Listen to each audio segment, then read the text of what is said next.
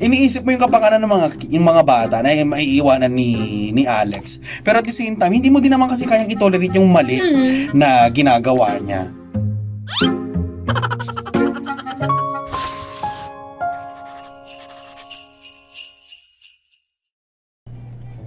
Magandang umaga, Ben.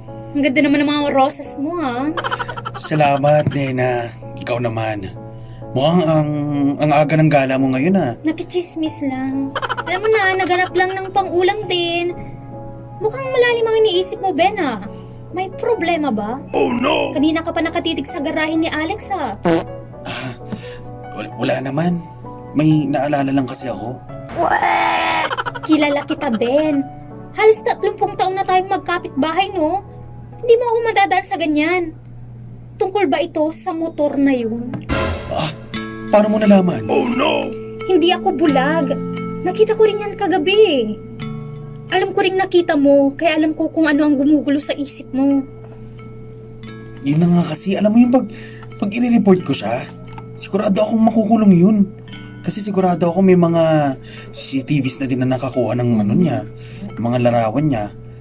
Iniisip ko yung mga bata, Nena. Walang-wala kasi sila eh. At kung hindi mo naman ire-report, anong mangyayari? Magpapatuloy siya. Gagawa uli siya ng kalukuhan. Mas lalaki pa yan at mas maraming masasaktan. Gusto mo bang may mangyaring masama sa kanya dahil sa mga sunod-sunod niyang kalukuhan? Tapos ikaw tahimik lang? Pero Nena, ang mga bata nga, sila ang inaalala ko. Alam mo nang walang-wala sila tapos mawawalan pa sila ng tatay. Ang batas ay batas, Ben. Hindi natin pwedeng baluktutin ito. Ang pananahimik natin ay parang pag-i-encourage na. Sabi pwede daw i-ban. Hindi yun pagtulong sa mga bata. Ang pagtulong sa kanila ay ang pagtulong kay Alex na magbago kahit masakit sa simula. Ang hirap magdesisyon, Nena.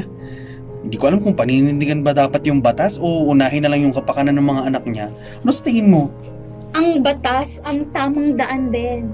Ang paggawa ng tama ay hindi kailanman magiging mali. Pero tandaan mo, may paraan para maging matulungin sa pamilya niya kahit na anong desisyon ang gawin mo. Yun lang. Pasabog. Matinding dilema nga to, no, mga kabarangay. Parang alam mo,